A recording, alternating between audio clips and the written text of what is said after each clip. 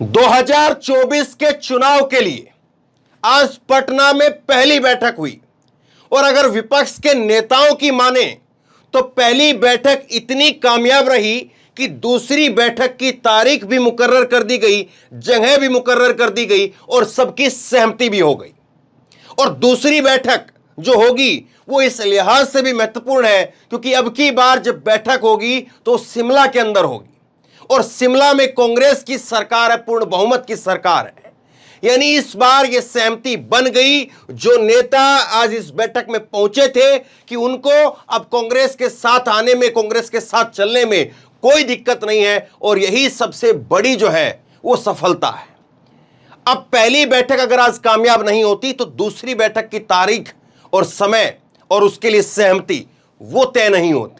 लेकिन आज ये सब कुछ हो गया। यहीं से मान करके चलिए कि किस तरह से इस बैठक को लेकर के बीजेपी के अंदर बौखलाहट है और एक तरफ नरेंद्र मोदी वो अमेरिका के अंदर हैं, लेकिन उनका प्रचार प्रसार करने की बजाय आज चाहे अमित शाह हो, चाहे जेपी नड्डा हो, चाहे संबित पात्रा जैसे बीजेपी के छोटे भैया नेता हो, प्रवक्ता हो, सबके सब आज अपने सोशल मीडिया पर नरेंद्र मोदी का प्रचार प्रसार करने की बजाय, उनकी बातें कहने की बजाय आज दिन भर ढिंडोरा पीटते रहे आज इस विपक्ष की बैठक का कि ये फलां क्यों आ रहे हैं, वो फलां क्यों आ रहे हैं। लेकिन इस बैठक के अंदर अगर उत्तर भारत से, कश्मीर से अगर उमर अब्दुल्ला और महबूबा मुफ्ती पहुंचे तो दक्षिण से स्टालिन भी पहुंचे। ये बड़ी खूबसूरती इस बैठक की रही। और दूसरी बात, ममता बनर्जी इस बैठक में पहुंची, अखिलेश यादव इस बैठक में पहुंचे, वो चेहरे इस बैठक में पहुंचे हैं और उन चेहरों ने मिलकर के करीब 3.5 से 4 घंटे के बीच की बैठक हुई और उसके बाद में एक प्रेस कॉन्फ्रेंस हुई लंबी चौड़ी और वो प्रेस कॉन्फ्रेंस करीब 40 मिनट से ऊपर की चली। तो करीब करीब आज 5 से 6 घंटे तक 15 पार्टियों के नेता वो एक साथ एकजुट रहे और आगे का रोड मैप किस तरह से हो, क्या हो, ये सब कुछ तय किया गया। जब रोड मैप तय किया गया तो उसमें 3-4 चीजें तय हुई हैं, वो एक एक करके मैं आपके सामने रखूंगा और वही चीजें अब धीरे धीरे उनको आधार दिया जाएगा, धीरे धीरे उनको आकार दिया जाएगा और फिर उन्हीं के ऊपर 2024 का चुनाव जो है वो लड़ा जाएगा। लेकिन इस बैठक में एक जो है वो अरविंद केजरीवाल वो पहुंचे भी, अपने मुख्यमंत्री भगवंत मान उनको लेकर के पहुंचे, अपने राज्यसभा के सांसद संजय सिंह उनको लेकर के पहुंचे, राघव चड्ढा को लेकर के पहुंचे, लेकिन बाद में वो निकल गए। लेकिन फारूक उमर अब्दुल्ला की तरफ से इस पर बयान आया और उमर अब्दुल्ला ने कहा चर्चा इस बात पर नहीं होनी चाहिए कि इस बैठक में कौन नहीं आया या कौन चला गया, चर्चा इस बात के ऊपर होनी चाहिए कि इस बैठक में कौन कौन आया। ये बड़ी बात है। अब अरविंद केजरीवाल क्यों चले गए, क्या रोल रहेगा, आगे आएंगे नहीं आएंगे, उस पर मैं आपको विस्तार से बता दूंगा और अरविंद केजरीवाल के जाने से फर्क पड़ेगा भी या नहीं कोई फर्क पड़ेगा उसको भी समझिए। दूसरी, इस बैठक के अंदर मजाक में ये प्रेस कॉन्फ्रेंस का वो चित्र है जिसमें अलग अलग नेता जो है वो आप यहां से और यहां तक देखेंगे तो आपको नजर आएंगे, अखिलेश यादव से लेकर के राहुल गांधी, नीतीश कुमार, ममता बनर्जी, महबूबा मुफ्ती, शरद पवार, उद्धव ठाकरे, तमाम नेता, डी राजा यहां पर है। इस बैठक के अंदर एक और बड़ी बात हुई, मजाक में ही सही लेकिन एक काम और हो गया। मजाक में ही सही लेकिन बीजेपी को लालू प्रसाद यादव ने जवाब दे दिया। लालू प्रसाद यादव जिनका बोलने का जो अंदाज है, मजाक करने का अंदाज, चुटकी लेने का अंदाज, तंज कसने का अंदाज, वो अपने आप में भारत के जितने भी राजनेता है उन सब में सबसे अलग, सबसे अनोखा और सबसे अनूठा है। राहुल गांधी के लिए आज यहां पर लालू प्रसाद यादव ने मजाक में ही कह दिया कि आप अब शादी कर लीजिए। पहले तो आपने हमारी सलाह मानी नहीं थी, अब हमारी सलाह मान लीजिए। आपकी मम्मी भी कहती है हमसे कि ये हमारी सलाह मानता नहीं है शादी को लेकर के, आप बोलिए इसको। हम कह रहे हैं आपसे, आप शादी करिए, आपकी बारात में हम सब बाराती बन करके चलेंगे। अब लालू प्रसाद यादव के इस बयान को किस तरह से देखा जाए, ये कहा जाए कि हा और हंस लिया जाए कि ये तो चलिए अच्छा एक मजाक था या एक अच्छा जो है चुटकीला अंदाज था। अक्सर जब भी जो है वो आपके और हमारे किसी के भी घर परिवार में किसी भी लड़के की शादी का जिक्र चलता है तो परिवार के लोगों के बीच में जो है एक मुस्कान आ ही जाती है और कुछ लोग जो उसको ताना भी कस देते हैं। तो तमाम तरह की बातें होती हैं। अब लालू प्रसाद यादव के इस बयान को किस तरह से लिया जाए? दरअसल हुआ ये कि बीजेपी के नेता, पूर्व सांसद, कैबिनेट मंत्री रविशंकर प्रसाद, उन्होंने कह दिया कि ये जो बारात तो वहां पर इकट्ठा कर रहे हैं, लेकिन इस बारात का दूल्हा कौन है? इनके पास तो दूल्हा ही नहीं है, दूल्हा कौन है? हालांकि कांग्रेस ने कहा उसके रविशंकर प्रसाद के उस बयान के ऊपर कि रविशंकर प्रसाद जो है वो दूल्हे के बारे में बात मत करिए। अगर आप ये कह रहे हैं कि हमारे पास नरेंद्र मोदी दूल्हा है और विपक्ष के पास दूल्हा कौन है, तो ये बात मत करिए, क्योंकि वो तो खुद अपना दूल्हा छोड़िए और जो है वो पति छोड़िए, वो कोई भी जो उनकी जो पद था उसको निभा नहीं पाए। तो वो कांग्रेस ने उस तरह से जो एक चुटिले अंदाज में उसका जवाब भी दिया। लेकिन एक सवाल खड़ा हो गया और बीजेपी इस सवाल को आगे भी खड़ा करती। बीजेपी इसको लेकर के बार बार खेलती कि यहां तो नरेंद्र मोदी दूल्हा है, उनका दूल्हा कौन है? वो बगैर दूल्हे की बारात लेकर के घूम रहे हैं। ये सुधांशु त्रिवेदी जैसे जितने भी पत्रकार हैं वो टीवी के ऊपर यही चलाते और यही बोलते। लेकिन लालू प्रसाद यादव ने यहां पर जवाब दे दिया। लालू प्रसाद यादव ने यहां पर कहा कि दूल्हा आप बनिए, राहुल गांधी को कहा दूल्हा आप बनिए, बाराती हम बनेंगे। इसका मतलब क्या है? क्या इसका मतलब यह है कि यहां पर दूल्हा बनाने के लिए नीतीश कुमार जो है वो आगे कर रहे हैं कि आप ही दूल्हा बनिए? यहां पर जो है वो बड़ी प्यार से छाती पर हाथ रख करके, और राहुल गांधी बड़ी प्यार से लालू प्रसाद यादव को यहां पर जो है वो हाथ से पकड़ रहे हैं और वो फिर कह रहे हैं कि दूल्हा बनिए। तो इसका मतलब क्या ये माना जाए कि नीतीश कुमार और लालू प्रसाद यादव दोनों मिलकर के कह रहे हैं कमान तो आपको संभालनी पड़ेगी, आप प्रधानमंत्री पद के लिए अपने आप को तैयार करिए। लेकिन इस बैठक के अंदर जो मुद्दे 3-4 तय हुए हैं उसमें यह बात नहीं है। बीजेपी के लिए राहुल गांधी को सामने रखते हुए लालू प्रसाद यादव ने दूल्हे वाली बात कह दी। लेकिन आज जो ये बैठक हुई है उसमें यह बात नहीं हुई है। बैठक में जो 3-4 एजेंडे तय हुए हैं वो ये हुए हैं, वो एक एक करके मैं आपके सामने रखता हूं। पहला जो एजेंडा इस बैठक में तय किया गया है वो ये है कि बीजेपी के खिलाफ एक उम्मीदवार उतारा जाए। जितनी भी सीटें हैं, जिसकी भी सीटें हैं, जहां पर भी हैं, कोई ये ना सोचे कि पिछली बार तो हमारी 25 सीट हो गई थी, मसलन ममता बनर्जी वो 25 सीट हो गई थी, अब की बार हमें 20 ही मिलेंगी, फिर इस हिसाब से तो वो ये ना सोचे। स्टालिन जो है वो ये ना सोचे, कांग्रेस जो है वो ये ना सोचे कि केरल के अंदर हमें जो है 19 मिल गई थी, तो ये ना सोचे कि इस बार कितनी मिलेंगी। ये सोचे कि इस बार हमें अगर अपनी 5 सीटें 10 सीटें अगर घटानी भी पड़ जाए तो हम घटाने के लिए तैयार रहेंगे। लेकिन विपक्ष एकजुट होगा और एकजुट होकर के विपक्ष वो बीजेपी के खिलाफ एक उम्मीदवार उतारेगा। जो सबसे बड़ा एजेंडा इस बैठक का रहा वो ये रहा एक उम्मीदवार का। और एक उम्मीदवार के लिए फिर यह भी हुआ कि अगर एक उम्मीदवार की बात है तो क्या फिर यह मान लिया जाए कि जितने भी चुनाव अभी राज्य में होंगे 2024 तक, तो क्या कोई एक दूसरे के खिलाफ नहीं लड़ेगा? बिल्कुल नहीं, एक दूसरे के खिलाफ लड़ेंगे। छोटे चुनाव हैं, पंचायत के चुनाव अभी बंगाल में होने हैं, तो वहां पर लड़ लो। लेकिन जब 2024 की बात आएगी तो एक उम्मीदवार, बीजेपी के उम्मीदवार के सामने एक उम्मीदवार उतारा जाएगा। यह पहली सहमति जो है वो इस बैठक के अंदर बनी है। दूसरी सहमति बनी है कि यहां पर अभी मुद्दे तैयार किए जाए, चेहरा नहीं मुद्दा। अभी कुर्सी का खेल, चेहरे का खेल कि राहुल गांधी को आगे कर दो, यहां पर नीतीश कुमार को आगे कर दो, या ममता बनर्जी को आगे कर दो, या अखिलेश यादव को आगे कर दो, ऐसा नहीं होगा। एक चेहरा अभी नहीं डिक्लेयर किया जाए, अभी मुद्दे डिक्लेयर किए जाए। पहले तो हुआ यह कि एक के सामने एक उम्मीदवार होगा, विपक्ष जो है वो अपने समूचे उम्मीदवार जो है वो बीजेपी के सामने रखेगा। दूसरा ये हुआ कि मुद्दे तय किए जाए। मुद्दे कौन कौन से होंगे? मुद्दे जो है वो लोगों के बीच में पहुंचाए जाए, और चुनाव जो है उसकी तैयारी अब राज्यसभा लोकसभा से नहीं, वो जमीन पर होगी। राज्यसभा लोकसभा को अब छोड़ दीजिए, मान लीजिए वो खत्म हो चुकी है, ये मान करके चलिए। अब लड़ाई जो है वो लोगों के बीच में होगी, और इसीलिए अभी से लोगों के बीच में मुद्दों को लेकर के जाना पड़ेगा।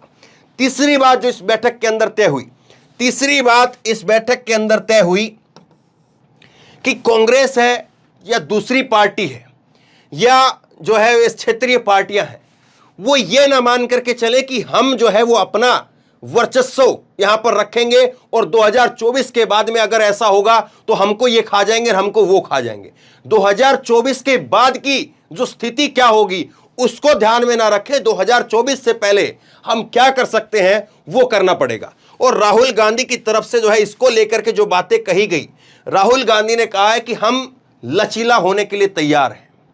सब जो है वो पहले तौर पर राहुल गांधी की तरफ, कांग्रेस पार्टी की तरफ देख रहे थे कि आप बताइए कि कहीं ऐसा तो ना हो कि 2024 के बाद में हमारा कुछ जो है वो वर्चस्व ही ना बचे। राहुल गांधी कह रहे हैं कि हम लचीला होने के लिए तैयार हैं 2024 से पहले भी और 2024 के बाद भी। ये मुद्दे जो है वो तय किए गए। अब आइए केजरीवाल के ऊपर कि केजरीवाल का जाना कितना खलेगा, कितना नहीं खलेगा, केजरीवाल के जाने से असर पड़ेगा नहीं पड़ेगा, ये सब और बातें किस तरह से होगी। दरअसल क्या हुआ कि अरविंद केजरीवाल जो वो चाहते हैं कि उनका एक अध्यादेश आना है, अध्यादेश तो आया हुआ है, उस अध्यादेश के ऊपर वोटिंग होनी है कानून बनाने के लिए। तो उसके लिए कांग्रेस जो है वो अपना सार्वजनिक तौर पर, जिस तरह से बाकी पार्टियों ने कहा है, सार्वजनिक तौर पर कांग्रेस कह दे कि हम यहां पर आम आदमी पार्टी के साथ में है। लेकिन कांग्रेस के साथ समस्या यह है कि चाहे दिल्ली हो, चाहे पंजाब हो, चाहे हरियाणा हो, उसके कार्यकर्ता, उसके नेता नहीं चाहते हैं कि वो आम आदमी पार्टी के साथ में खड़े हों, कांग्रेस जो है वो आम आदमी पार्टी का समर्थन करे। उमर अब्दुल्ला ने आज एक बात कही और वो अरविंद केजरीवाल के लिए कही, क्योंकि अरविंद केजरीवाल ने क्या कहा कि अगर कांग्रेस हमारे अध्यादेश के खिलाफ हमारा समर्थन नहीं करती है तो इसका मतलब यह मान लिया जाएगा कि बीजेपी और कांग्रेस के बीच में सेटिंग हो चुकी है। तब उमर अब्दुल्ला ने एक बात कही कि अरविंद केजरीवाल जी ये बताइए, अगर आप ये कह रहे हैं कि बीजेपी और कांग्रेस के बीच में अध्यादेश को लेकर के सेटिंग हो चुकी है, तो 370 को जब हटाया गया था आप बीजेपी के साथ में थे, तो क्या आपने बीजेपी के साथ सेटिंग कर ली थी? यह मुद्दा जो है वो 2024 का है, इसको अपनी ईगो का मुद्दा मत बनाइए। अब फिर उसके बाद में क्या माना जाए कि अरविंद केजरीवाल यहां से जो है वो टाटा बाय बाय हो गए और वो इस गठबंधन का हिस्सा नहीं बनेंगे।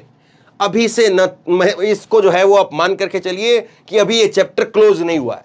अरविंद केजरीवाल जो है वो यहां से गए जरूर, लेकिन अरविंद केजरीवाल ने दरवाजे पूरी तरह से बंद नहीं किए। अरविंद केजरीवाल ने कहा कि जहां कांग्रेस होगी वहां पर अभी हम, जब तक ये अध्यादेश वाला मामला रहेगा तब तक शामिल नहीं होंगे। आज अगर उनको शामिल नहीं होना होता तो भगवंत मान को लेकर के और अपने 2 राज्यसभा सांसदों को लेकर के नहीं आते, वो आए और अपने साथ 3 और अपने जो खास लोग हैं उनको लेकर के आए। तो इसका मतलब यह कि केजरीवाल हैं, लेकिन केजरीवाल की अपनी महत्वाकांक्षा है। और यही बात जो इसमें रखी गई कि अपनी अपनी महत्वाकांक्षाओं को छोड़ना पड़ेगा। और सबसे बड़ी बात जो इस मीटिंग को लेकर के है कि अब तो ये मीटिंग हो गई है, अगली मीटिंग जो है वो 12-13 तारीख को जो है 12 या 13 जुलाई को वो शिमला के अंदर होनी है, जहां पर कांग्रेस की सरकार है, सुखविंदर सिंह सुक्खू वहां के मुख्यमंत्री हैं, वहां पर ये बैठक होनी है। और उस बैठक के लिए सबकी सहमति भी हो गई है, केजरीवाल को आप छोड़ दीजिए, लेकिन सबकी सहमति होना ये बहुत बड़ी बात है। लेकिन एक चीज इसमें और आपको ध्यान देनी चाहिए, एक चीज आपको जो है ये ध्यान देनी चाहिए कि ये जो गठबंधन अब बन रहा है, क्या इस गठबंधन को और क्या अगली तारीख तक, क्योंकि अब तकरीबन चीजें डिक्लेयर हो चुकी हैं, तकरीबन ये साफ हो चुका है कि कौन कौन पार्टी इस गठबंधन का हिस्सा रहेंगी। अब इसके बाद में जब एक के बाद एक बैठकें होंगी तो उन बैठकों के अंदर जो है वो मुद्दों का ऐलान किया जाएगा। उन बैठकों के अंदर हो सकता है कि इस गठबंधन का UPA 3 या कोई और नया नाम दिया जाए, वो भी होगा। लेकिन अब क्या ये भी होगा कि बीजेपी भी एक्टिव होगी और बीजेपी भी जो नेता यहां पर हैं उन नेता की फाइलें, उन नेताओं की कुंडलियां खंगालने का काम करेगी? सवाल ये भी है, क्योंकि एक भी नेता ऐसा नहीं है, राहुल गांधी से लेकर के और आप यहां से गिन करके चलिए और वहां तक और फिर घूम करके कहीं तक चले जाइए, एक भी नेता ऐसा नहीं है जिसकी फाइल ना हो, जिसकी कुंडली ना हो और जिसकी कुंडली के ऊपर जो है वो बीजेपी का पहरा ना हो। लेकिन अब जब ये इतनी सामने आ रहे हैं तो बीजेपी इसको किस तरह से देखेगी?